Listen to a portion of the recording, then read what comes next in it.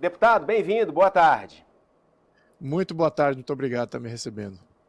Deputado, o PL da anistia vai ser aprovado ou não vai? Se for pautado, ele vai ser aprovado. Não vejo como a Câmara, aqueles indecisos que ainda não se posicionaram, iriam votar contra se por acaso fosse pautado. É por isso que toda a briga está sendo em torno de pautá-lo, né, de colocá-lo em pauta para voto, porque se colocar em pauta e os deputados eh, certamente vão votar a favor. O que acontece? O governo perde, uma perda para o governo, é uma perda para o STF, e eles estão fazendo uma pressão enorme no presidente da Câmara e nas lideranças de partidos. Então, é isso que está em jogo. Uma conspiração palaciana que será desbancada se a população tiver a sua chance de ser representada através dos votos parlamentares. O presidente da Câmara quer pautar?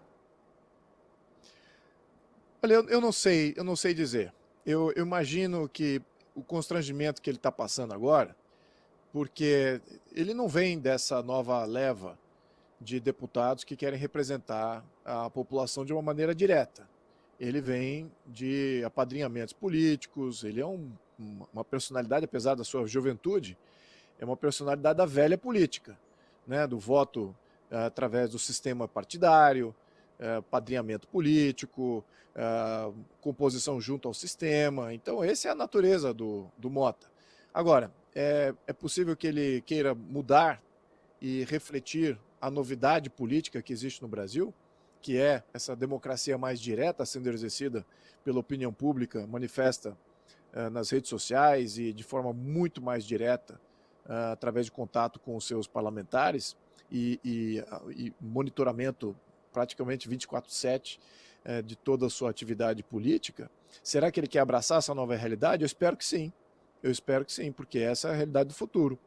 E é possível que ele queira agora querer se posicionar com isso, pessoalmente falando, mas agora, em termos institucionais, ele está jogando um jogo de equilíbrio, para não dizer que ele está mais tendencioso a defender os seus velhos padrinhos, né? Então, mas a pressão popular, o impasse é o que vale. O impasse na política é o que vale. As suas intenções pessoais aqui são secundárias. Se o impasse for grande o bastante, da opinião pública e também da pressão dos parlamentares individuais, não através das lideranças, se bem que, em que pese, algumas lideranças já tomaram posicionamentos a favor da anistia, então esse impasse é o que vale na sua decisão. Porque no final das contas ele não quer ficar, ele quer ter uma vida de cidadão normal. Acho que o objetivo de todo parlamentar é ter uma vida de cidadania normal, não ter que ser perseguido nas ruas por ter defendido um sistema que está completamente fora de cabimento aqui do que é a opinião pública do momento e está favorecendo aí grupos de interesse de maneira totalmente escancarada. Então, acho que ele deveria se posicionar assim em prol dessa nova política, em prol dessa nova opinião pública. O deputado Sóstenes Cavalcante, do partido do senhor, líder do PL na Câmara, apresentou aquela tabela, aquela conta de 309 votos por meio das lideranças. Seriam votos que estariam já. Seria uma intenção de voto, e isso teria sido colocado por meio das lideranças partidárias.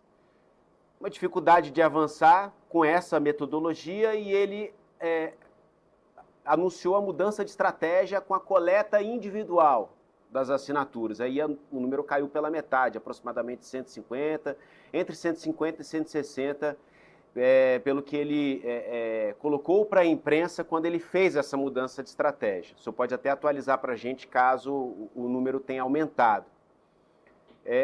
Como é que o senhor aponta essa mudança como é que o senhor avalia essa mudança de rota e vai ser atingido o número de 257 pelo menos, para não depender do Hugo Mota, segundo o que o deputado Sóstenes colocou? Queria que o senhor avaliasse essa estratégia, a efetividade, se isso pode dar certo. Olha, primeiro, eu acho que a gente tem que comendar o trabalho do deputado Sóstenes, líder do PL. Está se demonstrando líder natural e de extrema importância nesse momento, porque ele sabe articular com as lideranças de outros partidos que ele já conviveu em mandatos passados, tem muita experiência, e ele viu que o Mota, em titubeando em uma promessa de campanha, lembrando que o Mota prometeu, ao menos sinalizou, que seria favorável à questão de anistia da oposição. A oposição deu voto para o Mota exatamente porque existia esse suposto acordo ou que existia essa questão de colocar isso em pauta em algum momento. No entanto, ele retrocedeu com vários discursos aí negativos, falando que não tinha presos políticos no Brasil, que não havia mais a ditadura e tudo mais. Isso é um retrocesso em uma promessa de campanha que o colocou lá. Então, certamente, 100 votos a menos, ele talvez teria, se por acaso teria se posicionado assim antes da eleição. Muito bem, então agora a indignação do partido está refletida no Sóstenes. Ele tá pegando essa tocha de indignação e está levando de uma maneira perfeita, uma articulação perfeita com as lideranças, e o outro caminho paralelo a esse é individual. Agora, eu vejo a maioria dos deputados do centro, dos partidos que não são partidos de oposição, lembrando, os partidos de oposição, todos são votos de opinião, então são muito bem calcados na questão de vociferar os seus votos, contrário ao que o governo e o STF se posicionam, ao menos na maioria dos casos aqui nos últimos 2 anos. O outro lado que tem opinião pública é a parte da base do governo. Esses também tentam ali colocar suas narrativas. A parte que não tem opinião pública, que não sabe para que lado vai, é a parte do centro. Né? São os partidos que compõem o centro. Então esses deputados não necessariamente têm opinião para ser exercida, eles seguem liderança. Né? Então eles são muito acanhados quando eles forem indagados pessoalmente como é que eles votam, porque eles não estão ali num foro coletivo, eles só operam através da coletividade das suas lideranças. Já os deputados de oposição e da base do governo, individualmente, eles tecem as suas opiniões, como eu estou fazendo aqui agora com vocês. Então, essa é a natureza desse deputado do centro. Eu acho que é por isso, é por causa de uma questão de perfil, que você vê as lideranças se posicionando dos partidos do centro, e essas lideranças são mais fortes do que os deputados individualizados, porque a maioria dos deputados individualizados do centro não tem opinião pública. Tem uma parcela pequena em cada partido do centro, que de fato tem opinião, ou para a esquerda ou para a direita, mas a boa parte deles não tem opinião nenhuma. É por isso que eles temem se colocar aqui numa situação em que depois eles possam vir a ser reprimidos pela sua própria liderança. Mas eu acredito que se for a voto, e mesmo esses mais acanhados votarão favorável. Deputado, o senhor deixa agora a presidência da Frente Parlamentar de Livre Mercado no momento em que o mundo discute livre mercado. Tarifaço de Donald Trump, lei da reciprocidade aqui no Brasil. Como é que vai ser, de agora em diante, a atuação do senhor e da frente nesse cenário? Bem, a Frente Parlamentar do Livre Mercado é uma frente extremamente importante para o Brasil. O Brasil não tem livre mercado. O Brasil tem um mercado controlado. E é controlado por grandes oligarquias, grandes cartéis em praticamente todos os setores da economia. Nós precisamos liberalizar o mercado brasileiro para que ele tenha pujança. Né? Os pequenos e médios empresários tenham a capacidade, a oportunidade de se tornarem grandes empresários. Os grandes cartéis não querem permitir isso. E os grandes cartéis trabalham junto com os governos para criar legislações que favorecem os grandes cartéis e prejudicam a ascensão das pequenas e médias empresas. Nós temos também um número estancado de empresas que têm capital aberto em bolsa, precisamos aumentar isso. Temos um número limitado, crescente, no entanto muito pequeno, relativo ao tamanho do Brasil, de investidores em bolsa. Né? Isso é muito importante a gente apontar isso. Do tamanho do Brasil, deveria ter um mercado, no mínimo, 4, 5 vezes maiores em termos de investidores. Não temos, exatamente por questões regulamentares, interesses e controles que são exercidos por todas essas agências reguladoras. Né? O outro item é que nós temos pouca chance, pouca dinâmica de abertura de capital. Né? Muito entrave aí para você abrir capital no Brasil. O que significa isso? O mercado de capitais que deveria ajudar o pequeno e médio empresário, ajudar a classe média a poder entrar dentro e ter um benefício de estar investindo nas empresas nos quais eles trabalham, abrindo capital e participando até como acionista, e recebendo dividendos, não. Isso está limitado a somente um grupo muito exclusivo aqui no Brasil. e está ficando cada vez mais exclusivo. Então nós agimos no sentido contrário, temos que abrir os mercados, termos mais bolsas, mais investidores, mais empresas de capital aberto, para que a gente se torne, de fato, um mercado livre. Nós não temos isso agora. Muito bem. Neste contexto, internamente temos uma luta. Agora, e externamente, temos uma luta também? Sim, claro que sim. Nós temos um dos sistemas tributários, um dos piores sistemas tributários do mundo. Acho que vai piorar muito mais ainda com essa reforma tributária que foi aprovada. E o que acontece?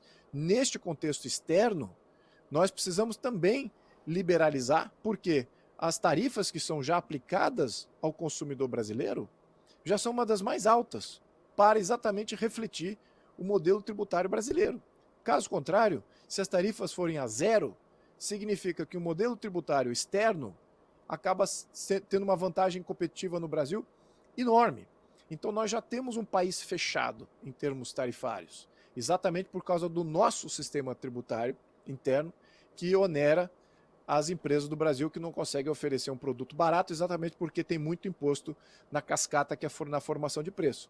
Então, nós temos aí uma situação já, eu diria que ruim, né? Então, as tarifas que o Trump está aplicando lá, primeiro, não são tão altas quanto a da maioria dos outros países. Segundo, são tarifas que aplicam ao consumidor norte-americano. A opinião pública brasileira é levada a crer que essas tarifas afetam o consumidor brasileiro. Não, não afeta o consumidor brasileiro. Afeta o consumidor norte-americano. Só para deixar isso bem claro. Isso pode ter um efeito no Brasil? Pode ter uma diminuição de consumo dos produtos brasileiros? Vamos lá. Primeiro, não foram tão altas as tarifas aplicadas ao Brasil, 10%. Então, é ruim, mas não é tão ruim quanto os outros. Então, nesse aspecto, nós temos que contemporizar isso. Agora, o que acontece nos Estados Unidos, que é novidade, o que a gente precisa colocar aqui? Tarifas são boas? Funcionam. Tarifas podem gerar uma guerra tarifária mundial, guerra de comércio mundial. Isso não é bom. No entanto, para que o Trump quer fazer internamente, essa contrapartida é novidade. Ele quer aumentar as tarifas externas. E qual é a contrapartida? Reduzir o imposto de renda das empresas e pessoas físicas nos Estados Unidos, ou seja, enriquecer as empresas e os americanos, os norte-americanos. Então, o padrão de renda norte-americano vai aumentar. Ao menos é isso que ele quer fazer no médio e longo prazo. No curto prazo, sem dúvida, vai ter impacto tarifário, vai ter alguns percalços aí nesse sentido. Agora, no longo prazo, enriquecendo a população norte-americana, as empresas norte-americanas, o 10% que ele está aplicando de tarifa aqui, na minha opinião, é módico, considerando que até mesmo é possível que no médio prazo, o volume até de bens que os Estados Unidos consomem do Brasil, talvez até aumente. E lembrando, o Brasil, dos parceiros comerciais, o Brasil tem superávit, ou seja, o Brasil tem déficit com os Estados Unidos, a gente importa mais dos Estados Unidos do que exporta para os Estados Unidos. Então, eu ainda acho que essa questão do 10% pode até ser negociada, considerando que os Estados Unidos pode sair perdendo esse superávit que tem conosco, ou seja, ele tem um benefício hoje de importar menos do Brasil do que ele exporta para o Brasil. Então, para que essa tarifa? Talvez ele queira negociar, aí é uma questão de negociação dos nossos interlocutores aí do governo. Espero que ele tenha essa sapiência. No entanto, o comentário aqui econômico geral, digamos que nada disso, nenhuma negociação ocorra com relação a essas tarifas e que elas prevaleçam. No curto prazo pode ter um pequeno impacto, talvez não tanto quanto a gente imagina, por isso que as bolsas internas aqui no Brasil não têm reagido tão negativamente. No longo prazo, no médio e longo prazo, o americano vai estar mais rico e pode até consumir muito mais do Brasil do que a gente imagina hoje. Então essas tarifas acabam sendo, o efeito tarifário acaba sendo inócuo, né, ou do balanço aqui não sendo um fator realmente material. Obrigado, deputado. Até a próxima. Muito obrigado, até a próxima.